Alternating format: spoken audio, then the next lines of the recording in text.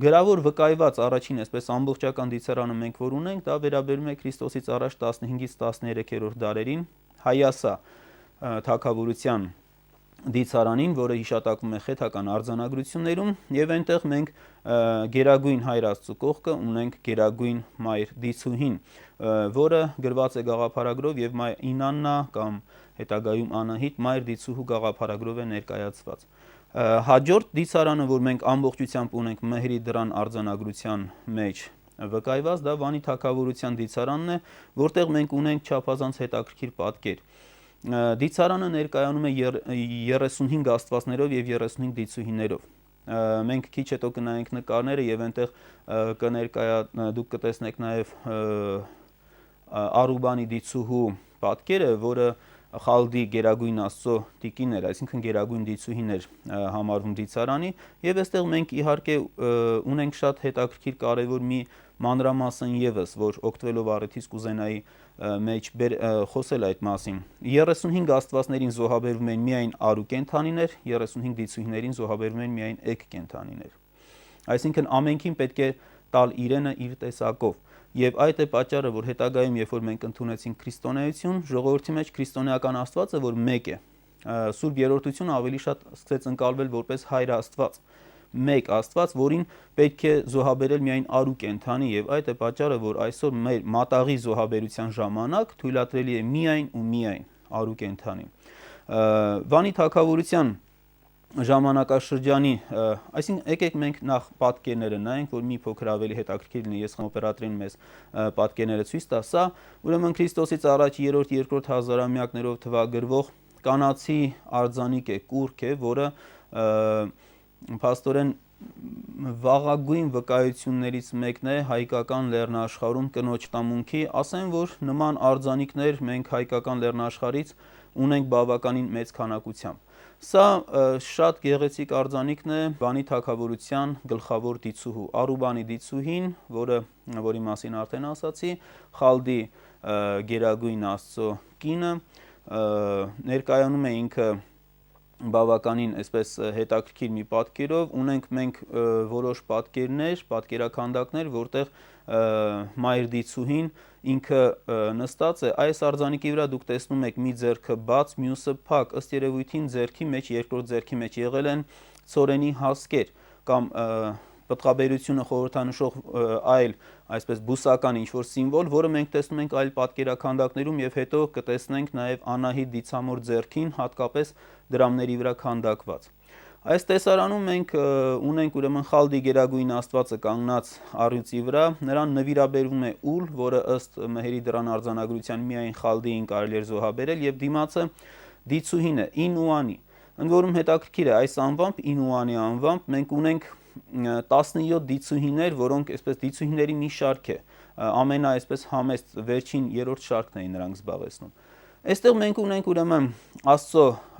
պատկերը նստած գահի վրա եւ դիմացը երկրպագում է արքայական ընտանիքը։ Ուրեմն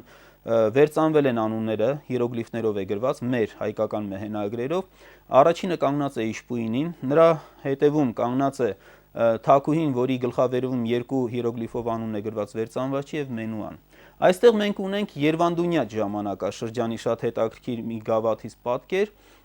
Գավաթը ինքը արծաթե գավաթ է,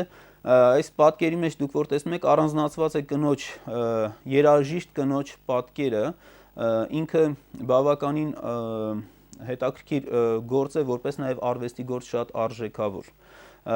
Այս մի տեսարանում մենք ունենք ավելի համեմատաբար համեստ որպես արվեստի գործ երրորդ դարի, Քրիստոսից առաջ երրորդ դարի ուրեմն արձանիկ է, կնոջ արձանիկ, որը փաստորեն Երվանդունյաց ժամանակաշրջանի մեծ հայքի Երվանդունյաց ժամանակաշրջանի վերջին փուլին է վերաբերում։ Սա մենք ունենք փաստորեն, եթե այսպես պայմանականորեն ասենք, նախաարտաշեսյան ժամանակաշրջանի հնագիտական գտածոները բավականին իհարկե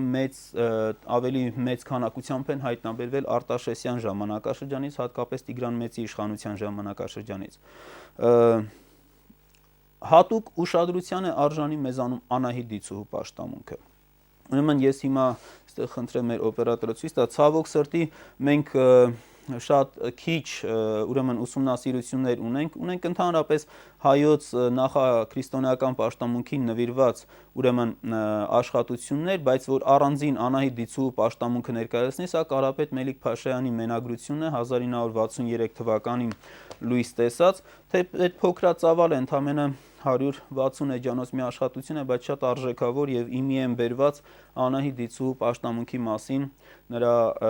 պաշտամունքի ծեսերի, նրա նվիրված ծեսերի տոների վերաբերող փաստորեն ամբողջ այսպես տեղեկությունները եւ իհարկե շատ կարեւոր ներդրում է հայոց նախաքրիստոնեական հավատքի ուսումնասիրության պատմության մեջ։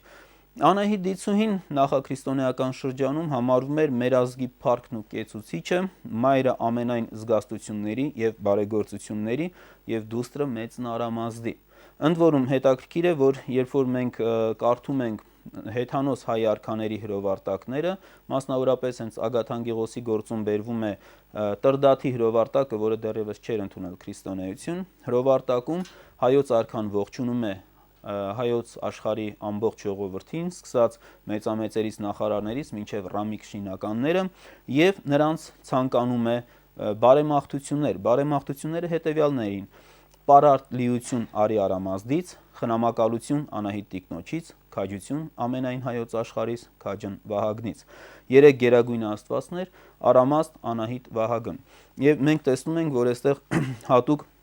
մեծ ուշադրություն էր դարձում Անահիտ Դիցամոր պաշտամունքին։ Պաշտամունքը Անահիտ Դիցուհու ուներ բազմաթիվ կենտրոններ Հայաստանում, գլխավոր կենտրոնը գտնվում էր Բարձրհայքում, Եկեղյաց գավառը, որը նրա անունով կոչվում էր նաև Անահտական գավառ։ Գիտենք, որ նաև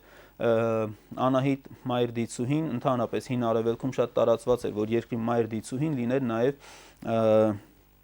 մայրաքաղաքի հովանավորը, Արտաշատ մայրաքաղաքի հովանավորն էր նաև եւ նրա պաշտամունքի գլխավոր տաճարներից մեկը, թերևս երկրորդ գլխավոր տաճարը ում էր Արտաշատ մայրաքաղաքում եւ պատահական չի, որ հենց Արտաշատ մայրաքաղաքի դրամների վրա Անահիտ Դիցուհին է։ Մենք առիթ կունենանք նաև այդ պատկերները տեսնելու։ Անահիտին նվիրված տոները արդեն ասեցի, փաստորեն կարևոր տոներից մեկը ապրիլի 6-ն էր։ Կա կարծիք, որ Վարդավառի տոնը Եվս վերաբերել է Անահիտ Դիցուհուն, թեպետ մեր ուսումնասիրողների մեծ մասը հակված են նշելու, որ դա Աստղիկ Դիցուհու տոնն է, եւ իհարկե կարևոր տոն էին մեր մոտ նավասարդյան տոները, որոնք փաստորեն Նավասարդի 1-ին նախորդած ամբողջ ավելյաց ամիսը տոնական ամիս էր եւ այդ տոները նվիրվում էին Արամազդին եւ Անահիտին, Արարիչ Գերագույն Հայր Աստծուն եւ Մայր Դիցուհուն։ Մենք ունենք բավականին հետաքրքիր տեղեկություններ, որ Անահիտին նվիրաբերվում էին այսպես պտղաբերության հետ կապված ուրեմն ծառերի ճյուղեր, ոստեր եւ հետաքրքիր է, որ Անահիտից խնդրված ուրեմն մի շարք այսպես բարեգործությունների մեջ չբեր կանայք նրանից խնդրում էին զավակ, այսինքն բնականաբար կապվում էր մայրության պաշտամունքի հետ, ինչը որ չափազանց հետաքրքիր է եւ Անահիտի պաշտամունքի վայրեր գնալով չբեր կանայք աղոթում էին, նույնիսկ կային տեղեր, որտեղ ասենք քարանձավային ինչ որ մի պաշտամունքի վայրեր եւ ջուր էր կաթում, եթե այդ ջուրը պաշտամունքի օրը կաթար այդ կնոջ գլխին, ապա նա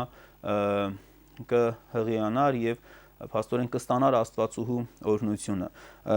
Նման հավատալիքներ մեր ժողովրդի մեջ բավականին կային եւ ես մի հետաքրքիր բան ասեմ, որ մեզանում դա միայն ազգագրական գրականության մեջ է արդեն հիշատակվում, մի շարք բարբառներում, երբ որ մենք ընդունեցինք քրիստոնեությունը, Մարիամ Աստվածածնի անունը ոչ թե հնչում էր Մարիամ, այլ Մայրան։ Եվ կարծիք կա, մեր որոշ ուսումնասիրողներ կարծիք են հայտնել, որ սա